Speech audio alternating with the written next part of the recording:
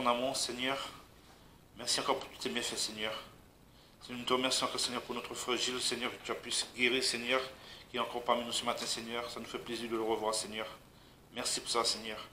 Merci de prendre soin de nos frères et sœurs qui sont pas là ce matin, ceux qui sont au travail, Seigneur. Ceux qui sont aux vacances, Seigneur. Ceux qui sont sur la route pour leur... Voilà, l'église, Seigneur, tu prends soin d'eux aussi, Seigneur. Nous mettons aussi le pasteur Didier et sa famille aussi entre tes mains, Seigneur. Seigneur, nous te mettons encore ce matin ce culte qui va suivre, Seigneur, que tu nous donnes encore dans nous tous spirituel pour notre âme, Seigneur. Au nom de ton Fils, toi, Seigneur. Amen. Vous s'asseoir. On va chanter le chant suivant. Le chant numéro 6.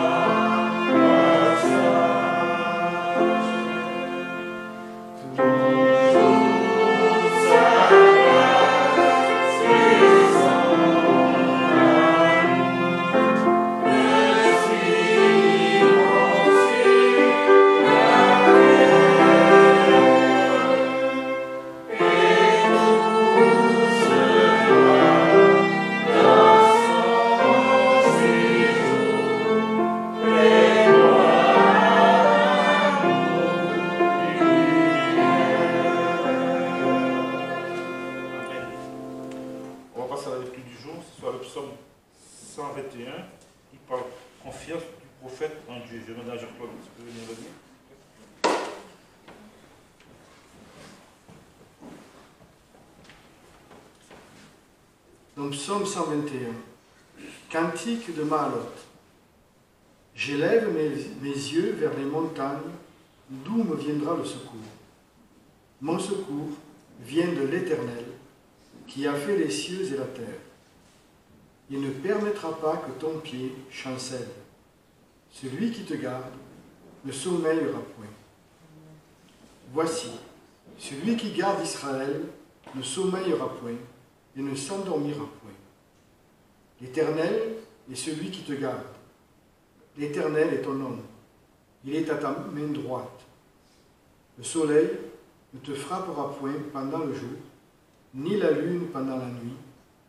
L'Éternel te gardera de tout mal. Il gardera ton âme. L'Éternel gardera ta sortie et ton entrée dès maintenant et à toujours.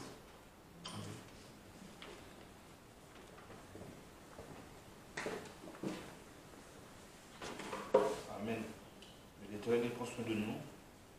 On le voit tous les jours de notre vie. Il faut savoir que qu'on pense, le Seigneur est toujours là avec nous. Il prend soin de nous. Et la chose à faire chaque matin, c'est de lui donner la première place de notre vie. Et de passer à lire sa parole. Bon, moi je lis, mais j'oublie parfois. On retombe dans notre péché. Voilà, mais il faut savoir s'attacher à lui. Voilà. On va passer au chant suivant. Numéro 16. Moi j'ai carrément oublié cette Pâques. J'ai pas tout de chant. On fait 2 chants pour le Pâques. Et ça parle de la joie à Christ. Voilà, ensemble.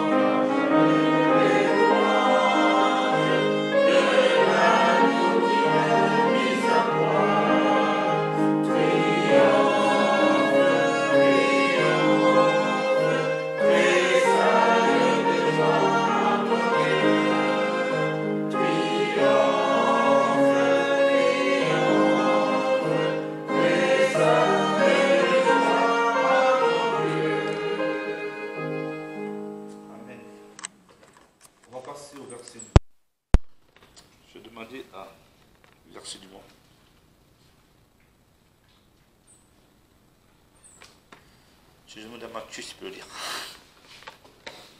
Marie, aimez vos femmes comme aussi Christ a aimé l'Église et s'est livré lui-même pour elle, afin de la sanctifier en la purifiant et en la lavant par l'eau de la parole, pour la faire paraître devant lui une Église glorieuse, sans tache, ni ride, ni rien de semblable, mais sainte et irrépréhensible. Éphésiens 5, 25 à 27.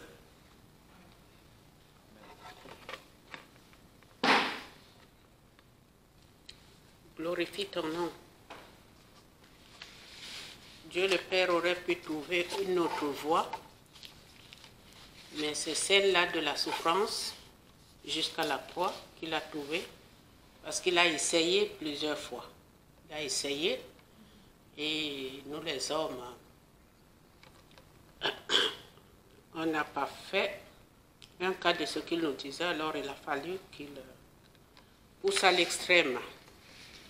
Donc, je vais chanter Glorifie ton nom. J'ai une cataracte. Des fois, je vois. Mais le Seigneur sait.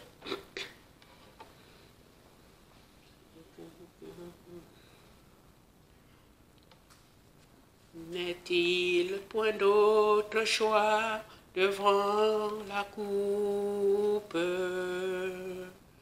que celui de marcher sur cette route, ce chemin de douleur, de peine et de malheur? N'y a-t-il rien que ce chemin de croix?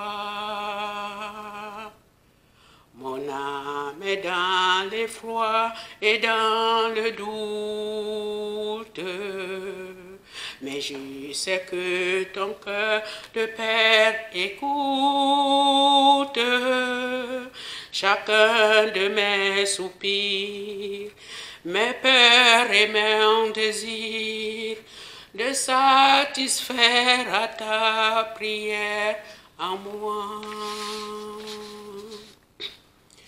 Glorifie ton nom sur cette terre. Manifeste en moi la sainteté de ton pardon. Je m'abandonne entre tes mains, et puisque la vie t'appartient, qu'il en soit fait de moi selon les voies de ton amour divin. Combien de fois pourtant j'ai vu ta grâce, lorsque je demeurais devant ta face. Mais là, dans ce jardin, il ne reste plus rien que le fardeau de tous les maux du monde. Aucun pour partager de ma souffrance, le sang de l'agonie et de l'absence. Voici venu mon heure, viens soulager mon cœur. Mon Dieu, mon sort est en toi maintenant. Glorifie ton nom sur cette terre. Manifeste en moi la sainteté de ton pardon. Je m'abandonne entre tes mains, et puisque la vie t'appartient, qu'elle soit lumière en moi, un chant de joie jusqu'au-delà des temps, et que le monde voie briller en moi la gloire que ta grâce a donnée. Excusez-moi.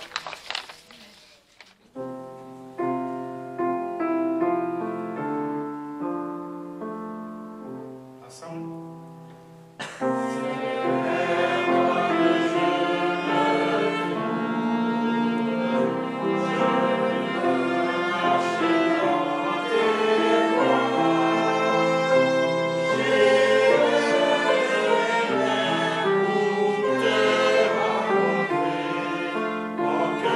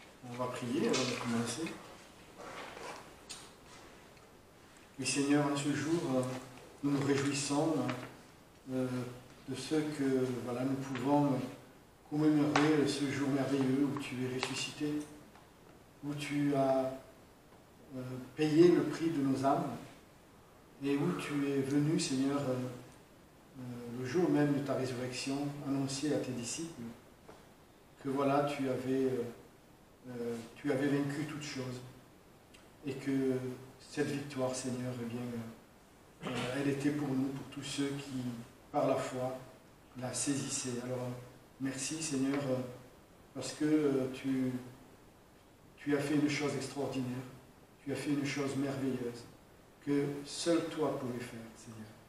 Personne ne pouvait l'accomplir. Et parce que c'est toi-même, le Fils de Dieu, qui l'a accompli, cette chose est arrêtée, déterminée, et scellée au ciel pour l'éternité. Et nous savons que tu nous prépares une place et que nous serons avec toi pour toujours. Alors merci, Seigneur, pour cette œuvre. Merci pour le don de ta vie. Merci d'être venu nous chercher. Et merci parce que tu vas revenir nous chercher aussi pour nous glorifier avec toi. Conduis ces moments, Seigneur, et parle-nous encore par ta parole. Amen. Voilà, en effet, Pâques, c'est le jour du combat, du grand combat. Ce combat-là, il a eu lieu à la croix. Et Jésus, au moment où il est mort, ça sonnait la fin du combat.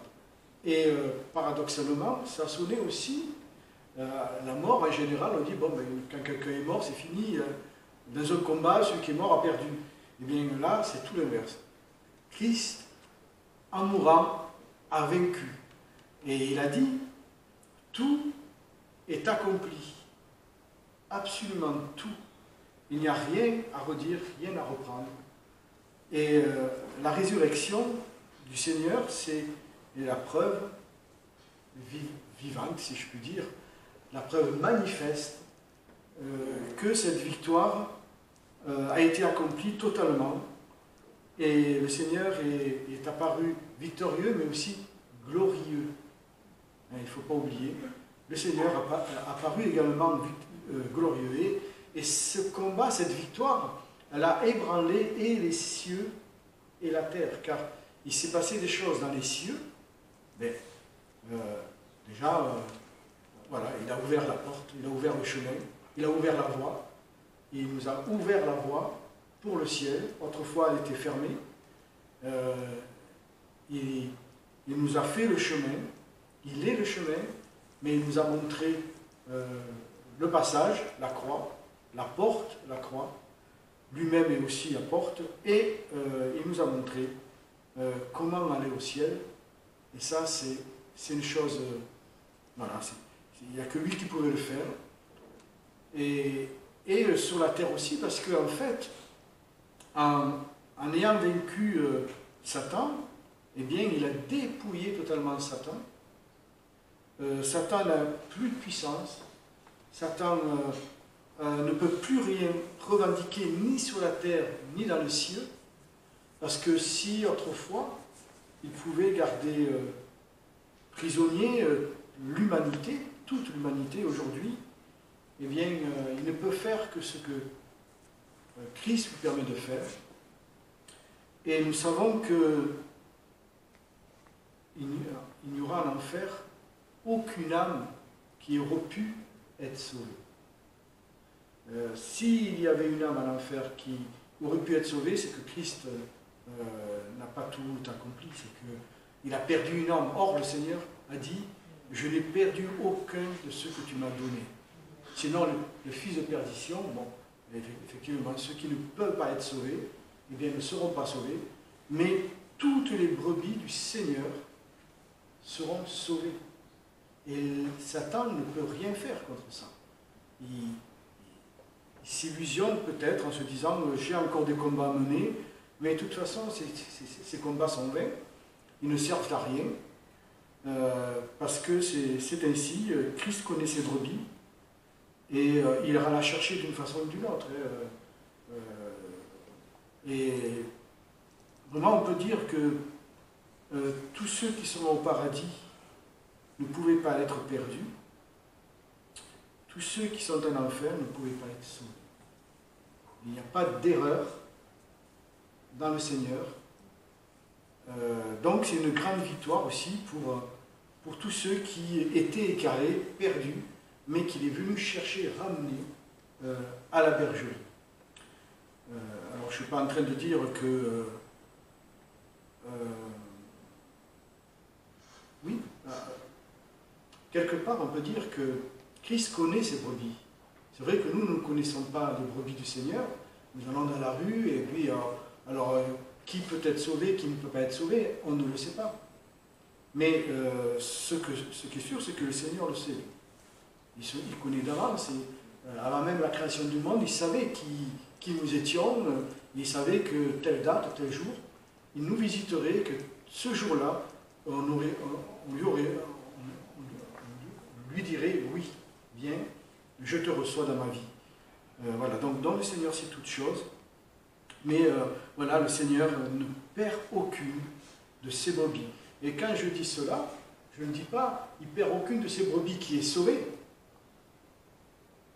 Il ne perd aucune de ses brebis. Il y a encore des brebis perdues aujourd'hui, égarées. Et le Seigneur les cherche. C'est pour ça d'ailleurs qu'il n'est pas encore revenu. C'est qu'il y a encore des brebis à sauver qui doivent rentrer dans l'Église. Donc oui, en effet, voilà, le Seigneur a ébranlé les cieux et la terre, et il a soumis toutes choses sous ses pieds. Alors, ce matin, nous allons voir donc les triomphes de la croix. Le triomphe de la croix, le triomphe du Seigneur. Et ce qui est important, c'est que, et là on le voit lorsque le premier jour, même le matin, très tôt, le premier jour de la semaine, donc le jour de la résurrection, il est allé de suite vers ses disciples. Il n'a pas attendu 3-4 jours en disant ils le sauront bien un jour, c'est pas le problème. Non, pourquoi? Parce que la victoire du Seigneur, c'est la nôtre. Elle est pour nous. Le Seigneur veut que nous vivions dans la victoire. Certains peut-être attendent que oui, je sais, au ciel, voilà, tout sera effacé, tout sera merveilleux, plus la mort, plus Satan ne peut plus, le péché ne sera plus, voilà, je serai transformé, voilà. Mais le Seigneur ne nous dit pas attendez que je revienne pour goûter à la victoire. Le Seigneur nous dit, et il nous dit, la victoire, elle vous est donnée. Elle nous est donnée. Elle nous est déjà donnée. Et ce que le Seigneur veut, c'est que ces victoires, ces triomphes, soient aussi les nôtres et que nos vies soient une vie de victoire. Parce que nous allons voir que ces victoires-là, nous le savons déjà, nous le connaissons. En fait, ce matin, je ne vais rien vous dévoiler, juste vous rappeler des vérités que nous connaissons, mais qu'il nous faut vivre quand même. C'est pour ça que nous devons revenir souvent là-dessus. Il ne suffit pas seulement de dire oui, je sais, et oui, mais est-ce que ta vie est conforme à ce que tu sais? Ou c'est que oui, je le sais, mais non, il n'y a pas de mais. C'est vrai que c'est dur, c'est vrai que, on va dire que les acquis, l'ennemi va toujours essayer de les contester, il va toujours nous empêcher même de vivre ces victoires-là. Donc toujours il y aura à résister, toujours il y aura une lutte, on va dire une petite lutte. C'est pas le grand combat, mais de toute façon, le seul danger que nous avons maintenant sur la terre, c'est nous-mêmes. Nous sommes un ennemi sur la terre, c'est nous-mêmes. Parce qu'en Christ, puisque maintenant le Saint-Esprit habite en nous, que maintenant nous avons la vie du Seigneur, mais il n'y a aucune raison que nous vivions encore dans la défaite. Et si nous vivons dans la défaite, ce n'est ni à cause de l'ennemi ou des ennemis, c'est uniquement parce que nous n'avons pas fait nous ne faisons pas ce qu'il faut pour vivre dans la victoire. Soit par la foi, soit parce que, voilà, peut-être que il manque de volonté aussi. Donc, on va voir un petit peu tout ça. Dans le premier triomphe sur la croix, ça a été le triomphe sur la loi. Et on peut lire 2 Corinthiens, verset 14.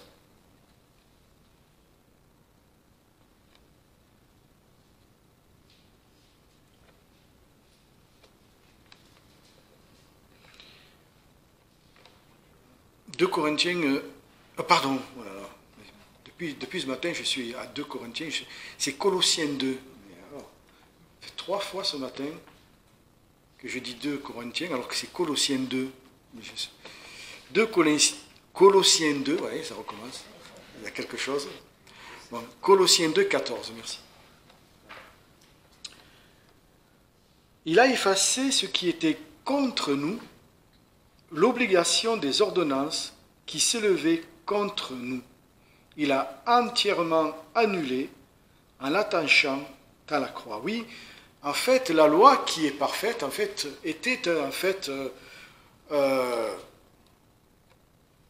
elle travaillait contre nous, puisqu'elle manifestait en nous le péché. Et elle nous accusait devant Dieu, et certainement que Satan devait se délecter avec cette loi en se disant, mais cette loi, jamais ils pourront l'accomplir, formidable, merveilleux, je vais pouvoir les accuser sans arrêt, parce qu'il est impossible aux hommes d'accomplir la loi parfaitement, et même les sacrifices ne faisaient que recouvrir, mais sans arrêt, il fallait y revenir, parce que nous étions toujours dans le péché, à cause de la loi qui nous condamnait.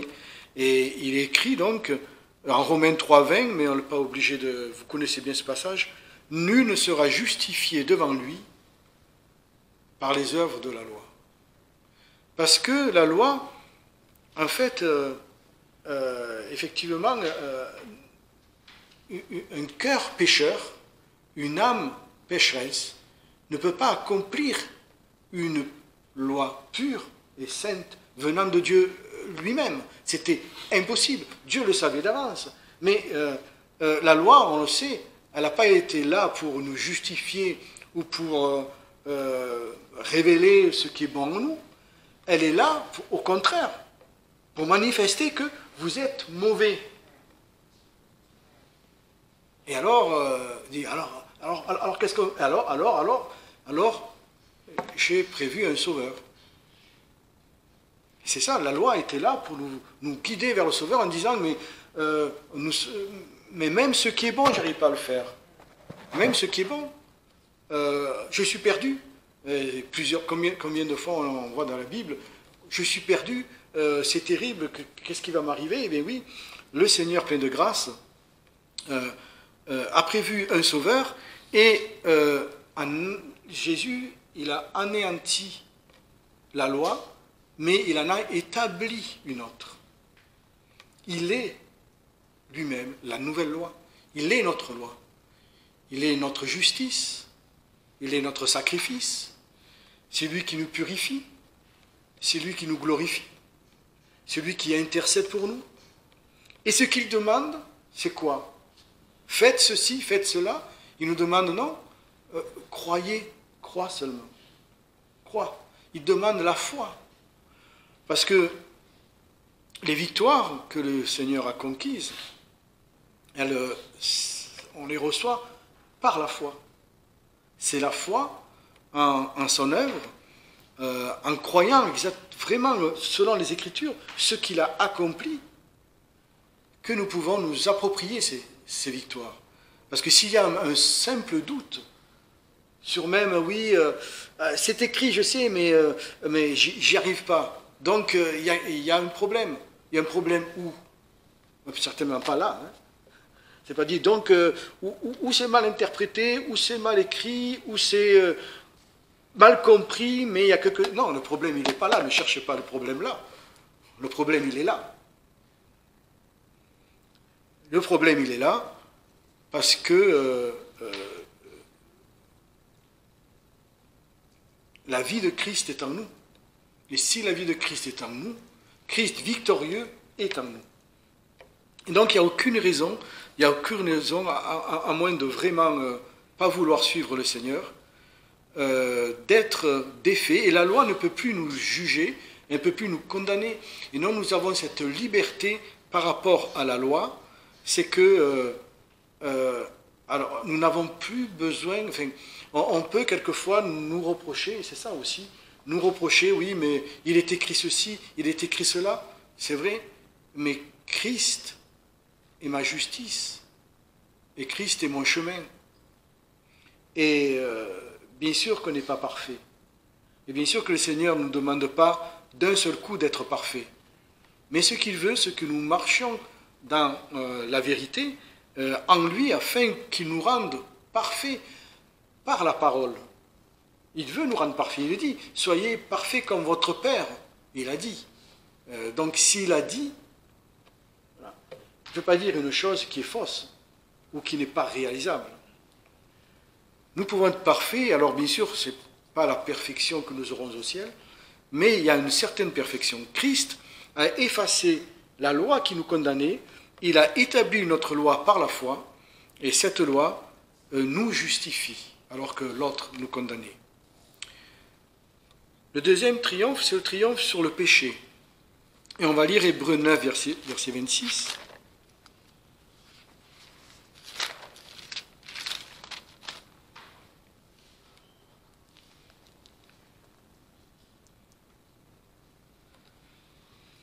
Alors, puisqu'il aurait fallu qu'il souffrit plusieurs fois depuis la création du monde, mais à présent, à la consommation des siècles, il apparut une seule fois pour abolir le péché en se sacrifiant lui-même. Abolir, c'est-à-dire l'effacer. Christ a effacé les péchés. Christ a-t-il réellement effacé les péchés?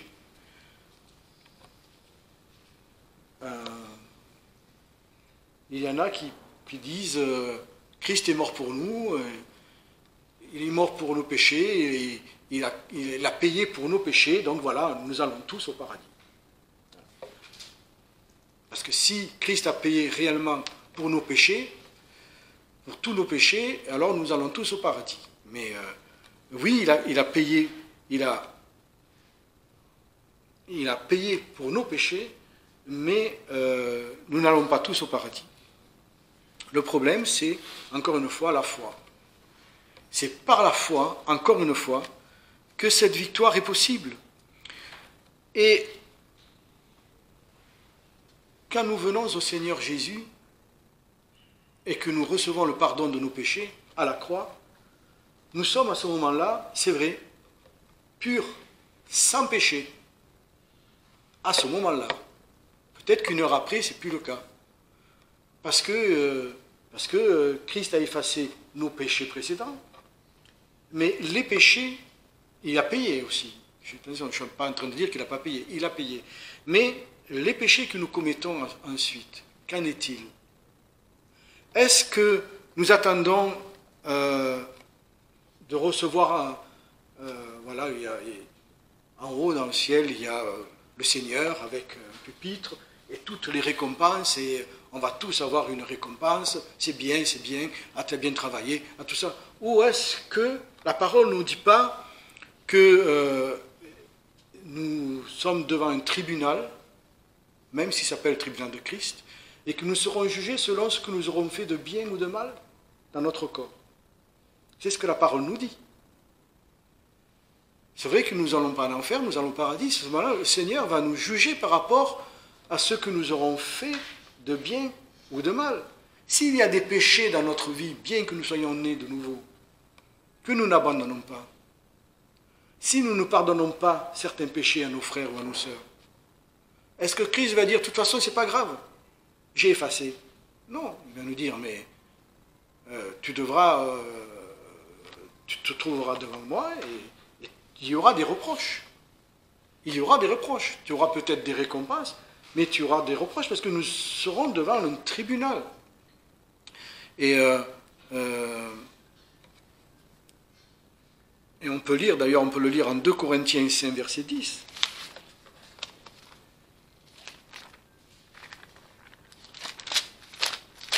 Je crois que c'est là. 2 Corinthiens, verset 10, oui. Car il nous faut tous comparaître devant le tribunal de Christ, afin que chacun reçoive selon le bien ou le mal qu'il aura fait étant en son corps. D'où l'importance, régulièrement, quotidiennement, et peut-être plusieurs fois par jour, de venir à la croix, afin d'être purifiés de nos péchés. Si nous avons péché, il est dit, et que nous confessons nos péchés, il est fidèle et juste pour nous pardonner et nous purifier de tout péché.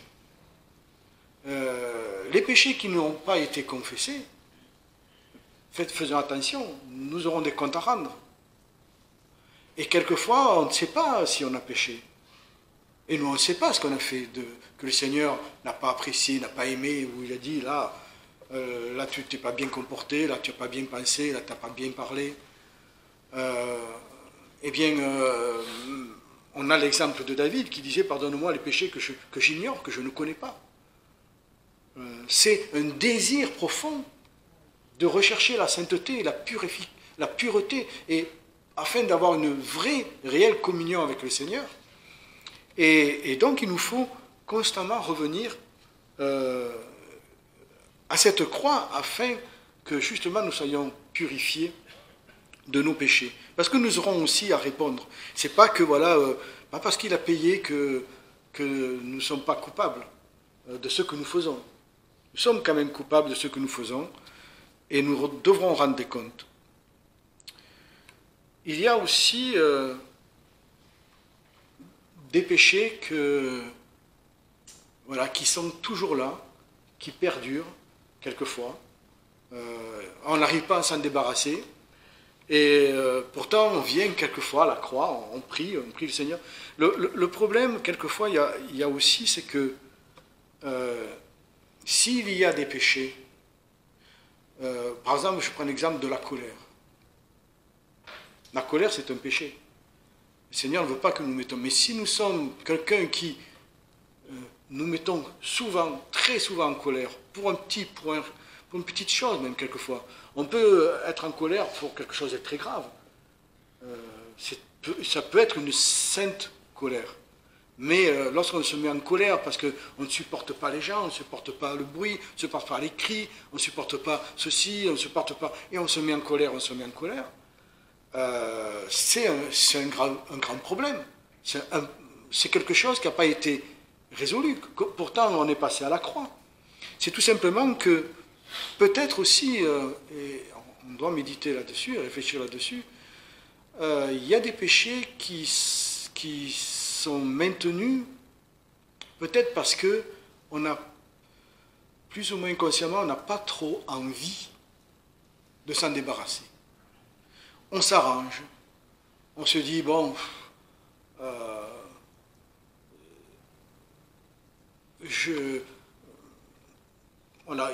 par exemple, la colère,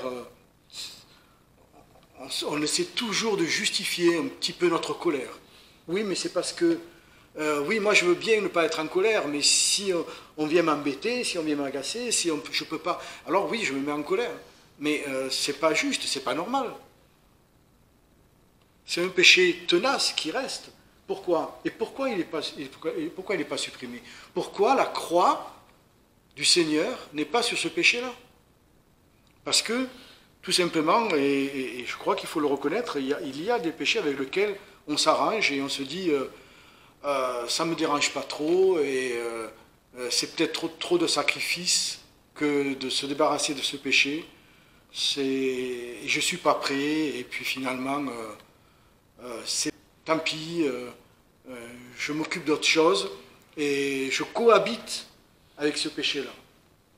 Voilà. Mais c'est un problème parce que c'est un problème pour notre sanctification, pour notre avancement. Ça sera toujours, actuellement, on est l'Ancien Testament, et le Seigneur a dit, si vous, à Israël, si vous ne détruisez pas ces peuples, dont vous allez prendre possession, les peuples qui sont sur ces territoires, ils seront une épine à votre pied.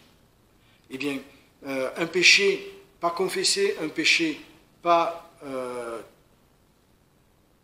abandonné, c'est une épine qui restera toujours, tout le long de notre vie. Ça sera un problème tout le long de notre vie. Il n'y a pas de raison, alors que Christ a triomphé et a vaincu le péché, et que cette victoire, il nous l'a donnée, il n'y a pas de raison qu'un péché nous domine. D'ailleurs, c'est écrit que le péché ne règne pas en vous. C'est donc, vous voyez, la façon de le dire, que le péché ne règne donc pas en vous, ça veut dire quoi? Ça veut dire ça dépend de qui? De vous. Faites en sorte que le péché ne règne pas en vous. Détruisez le péché par la victoire de Christ, abandonnez le péché, ça ne dépend que de nous, vraiment que de nous. Alors peut-être qu'il faut plus prier, peut-être qu'il faut plus de consécration, peut-être, voilà, mais il n'y a aucune raison qu'un péché reste dans notre vie. Il a triomphé également de la mort. Hébreux 2, versets 14 et 15.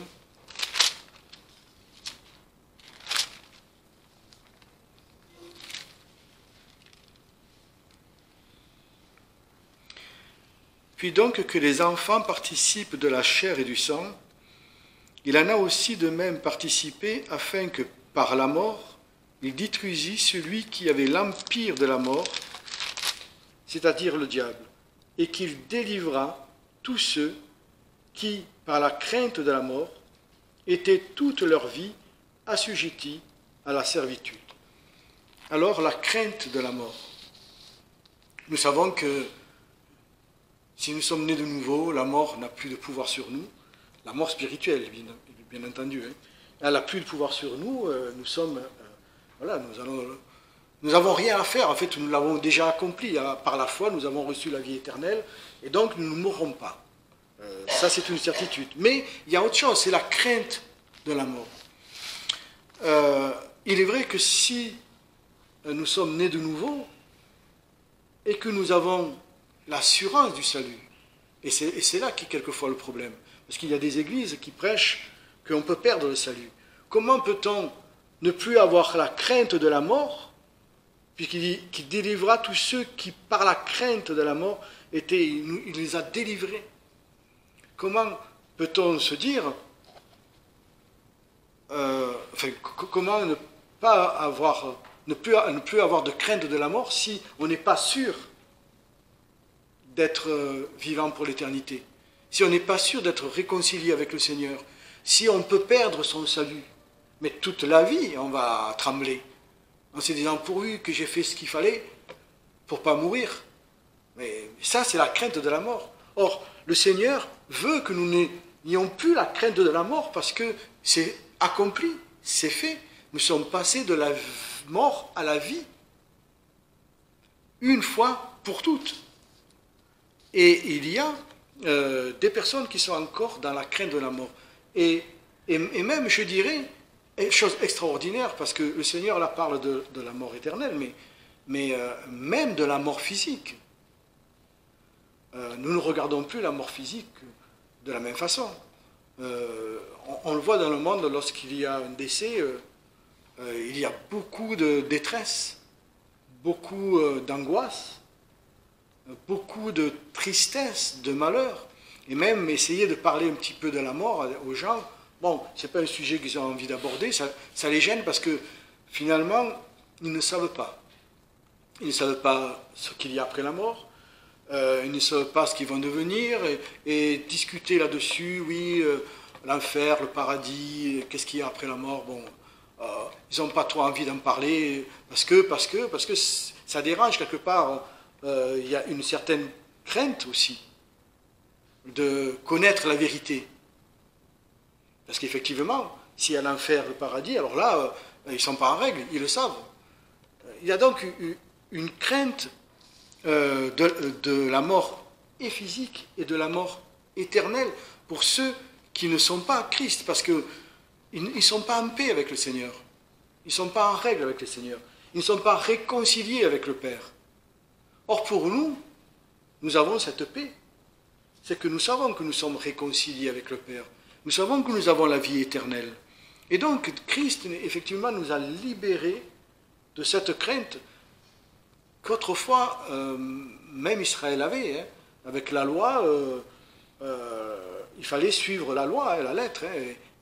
Et même quelqu'un qui suivait la loi, je pense à celui qui a retenu l'arche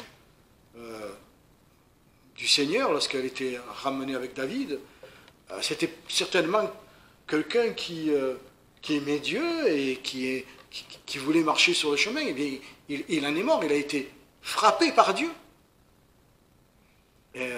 Donc même à ce moment-là, il y avait la crainte de la mort, bien qu'il y avait la loi, même bien que l'arche de Dieu était là, eh bien, il y avait quand même la crainte de la mort. Pour nous, Christ a supprimé cette crainte-là, elle n'est plus.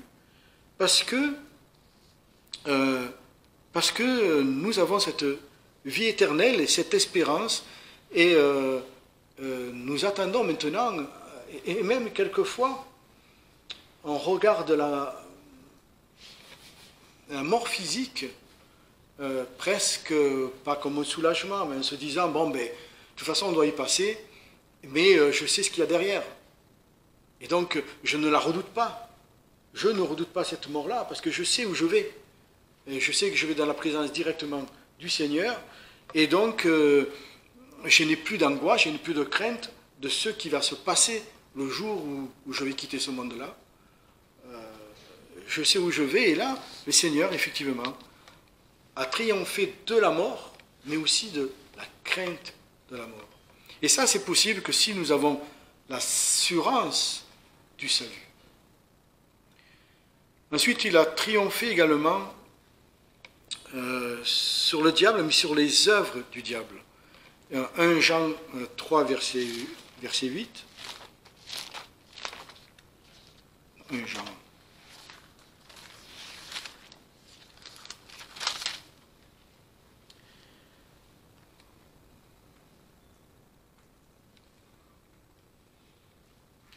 Celui qui commet le péché est du diable, car le diable pêche dès le commencement.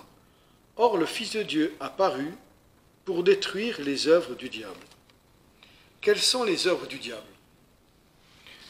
Le diable, dès le commencement, est menteur, trompeur. En fait, ce que le diable veut, c'est maintenir les hommes dans l'ignorance, dans l'aveuglement, dans le mensonge, afin qu'ils ne connaissent pas la vérité et qu'ils ne connaissent pas Dieu. Et s'il les maintient ainsi, évidemment, il les sépare totalement de Dieu. Ils sont éloignés, ils restent éloignés de Dieu. Mais Jésus est venu apporter la lumière, la vraie lumière, la lumière de Dieu et la connaissance de Dieu au travers de cette lumière-là. Et lorsque nous recevons le Seigneur Jésus, eh bien, nous ne sommes plus dans l'ignorance. C'est que nous avons cru en la vérité. Il est la vérité. Il nous a affranchis de toute cette stratégie de Satan qui était de nous tromper, de nous faire croire au mensonge. Et ce qui est important aussi, c'est que connaissant la vérité par la parole, il nous préserve également encore et toujours, nous sommes toujours préservés de la tromperie de Satan. Parce que cherche encore Satan même aujourd'hui? Il cherche encore à nous égarer, encore à nous tromper. D'ailleurs, il suffit de voir quelquefois des églises déviées, des hommes de Dieu ou des enfants de Dieu quittaient la bonne voie, des églises annonçaient des choses qui sont fausses. Donc il arrive encore à aveugler, il arrive encore à tromper. C'est pour ça qu'il nous faut être très vigilants, c'est que nous devons être vraiment attentifs et ancrés dans la parole. Parce que l'ennemi est très fort. Nous savons comment il a tenté Jésus. Hein. Il a utilisé même la parole. Donc, oui, il peut encore nous tromper. Oui, il peut encore essayer de nous tromper. Mais en fait, en vérité, ça ne dépend encore de nous seuls. Parce qu'il est vaincu. Normalement, il ne devrait plus pouvoir. Il n'a plus le pouvoir de le faire. Il a le pouvoir que si nous le laissons faire. Que si finalement, nos regards sont attirés vers ce qui nous fait briller, ce qui nous montre. Quoi. Il nous montre, ah mais peut-être que, et puis finalement, on aime bien, ça nous arrange. Et on ne s'aperçoit pas que finalement, on s'éloigne de la vérité et de la lumière du Seigneur. Mais le Seigneur nous a donné de justement, là encore, la victoire, elle n'est pas seulement, je vous ai délivré des griffes de l'ennemi, mais je vous ai aussi délivré de ses pièges. Car il va vous piéger, il va essayer de vous piéger. Mais vous êtes plus fort que lui, vous êtes plus fort que Satan. Ça c'est une chose extraordinaire d'entendre ça quand même. On est plus fort que Satan. Parce que Christ l'a vaincu pour nous. Et la victoire, nous l'avons en Christ. Appuyé sur la parole. Et nous sommes plus forts que Satan. Il va peut-être essayer, mais nous avons le pouvoir, au nom de Christ, de repousser les attaques de Satan et de ne pas nous laisser tromper. Et nous avons même le pouvoir, enfin si je peux dire, ce n'est pas nous qui avons vraiment le pouvoir, mais en tous les cas, nous avons la capacité de pouvoir éclairer d'autres personnes en leur annonçant la vérité, en leur montrant que c'est pas vrai, c'est pas ça la vérité. La vérité, c'est ça. Et nous avons aussi la capacité, en tous les cas, parce que ce n'est pas nous qui avons le pouvoir de les amener à la vérité, mais on peut leur montrer déjà le chemin. Et si leur cœur est bien disposé, eh bien, le Seigneur les prendra par la main et les amènera. Mais nous pouvons nous-mêmes faire reculer. Et c'est pour ça que le Seigneur dit, allez et faites des nations des disciples. C'est afin que l'œuvre de Satan aussi recule. Chaque disciple, chaque âme gagnée par le Seigneur, c'est un combat perdu par l'ennemi encore une fois. C'est une perte pour l'ennemi. Et donc on voit l'ennemi diminuer et les seigneurs et même l'Église devenir victorieuse. Et enfin, pour terminer, donc, on va dire qu'il a triomphé de tout. Sur la terre et dans le ciel. Et cette victoire même dans le ciel que nous allons voir, elle est à nous également. Nous allons lire dans l'Apocalypse des choses extraordinaires. Déjà, il a vaincu le monde. Il a dit, il a vaincu le monde. Tous ses ennemis, il les a vaincus. Pas seulement Satan, la mort, le péché, mais même ceux qui le dénient, ceux qui l'attaquent, ceux qui l'ont insulté, ceux qui lui ont craché dessus, alors qu'ils savaient qui il était. Vous savez, beaucoup de Juifs savaient qui il était. Mais ils ne pouvaient pas le supporter. Et tous ces gens-là fléchiront le genou devant lui. C'est lui qui va les juger. Ils seront obligés de reconnaître qui il est. Et il a vaincu le monde. Mais, on va lire quelques versets en Apocalypse. Apocalypse chapitre 5.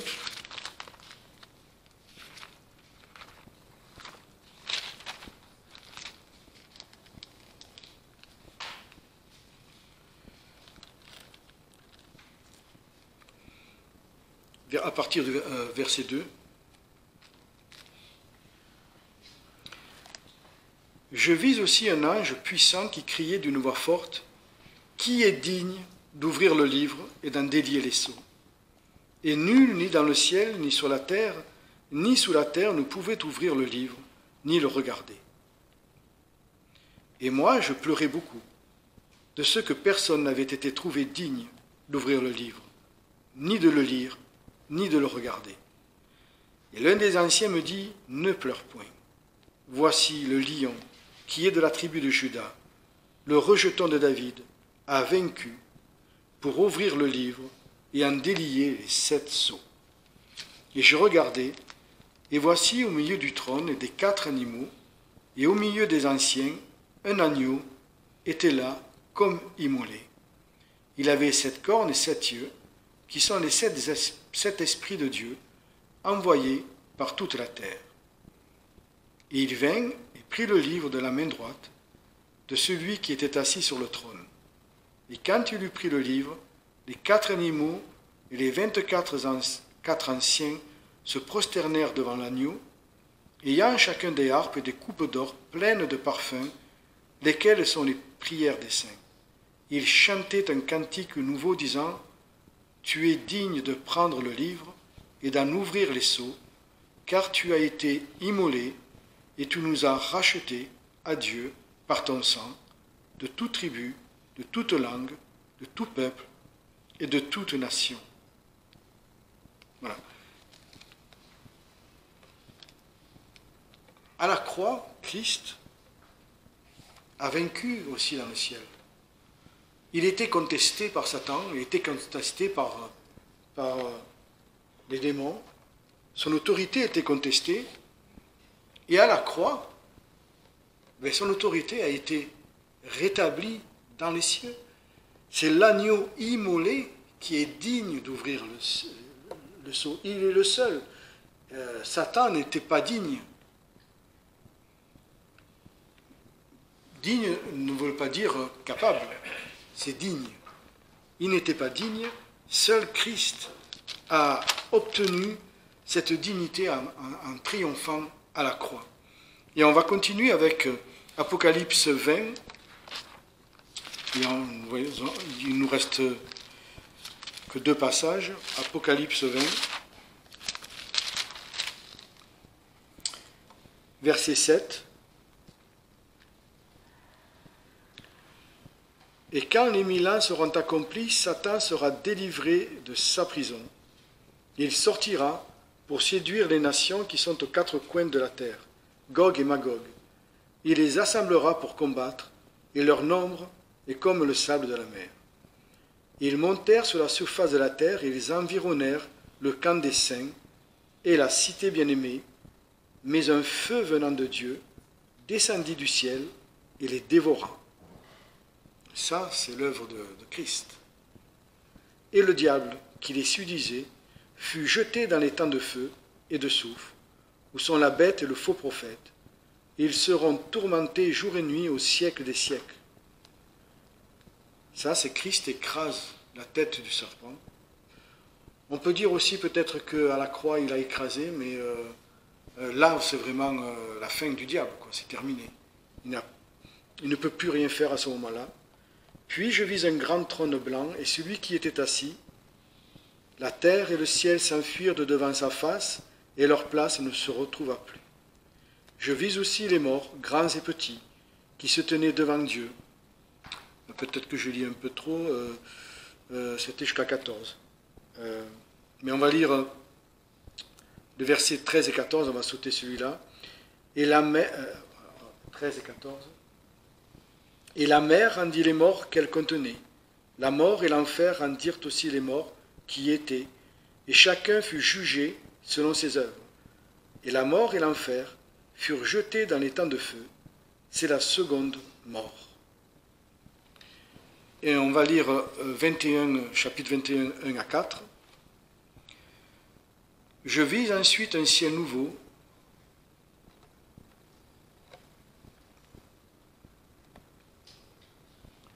chapitre 21, 1 jusqu'à 4. Je vis ensuite un ciel nouveau et une nouvelle terre, car le premier ciel et la première terre avaient disparu et la mer n'était plus.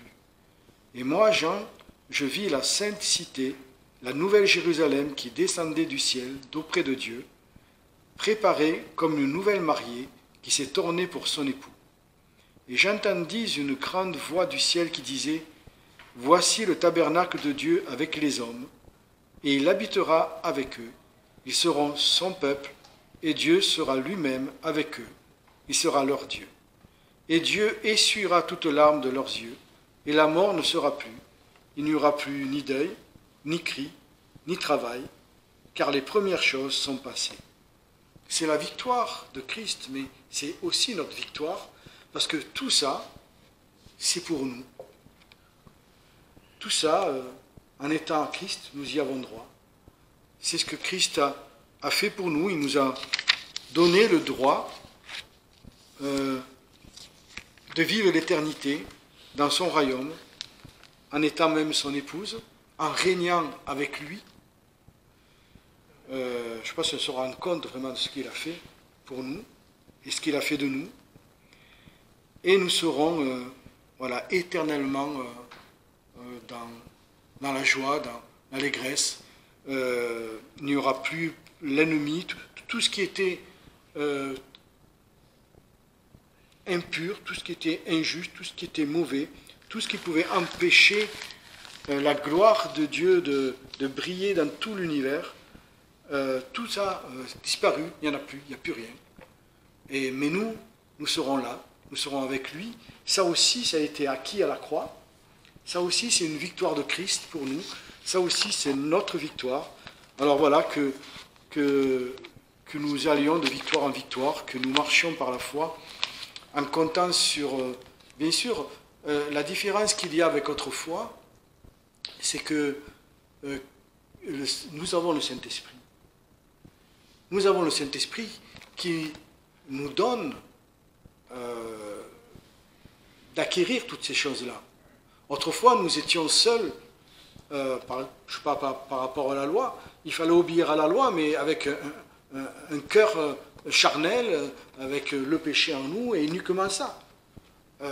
Mais depuis Christ, même si Christ nous dit marcher, même si la loi de Christ est supérieure à la loi, puisque Jésus a dit, vous avez entendu qu'il vous ait dit ceci, eh bien moi je vous dis, et il élève la loi encore plus haut, mais l'Esprit est là pour nous conduire de victoire en victoire.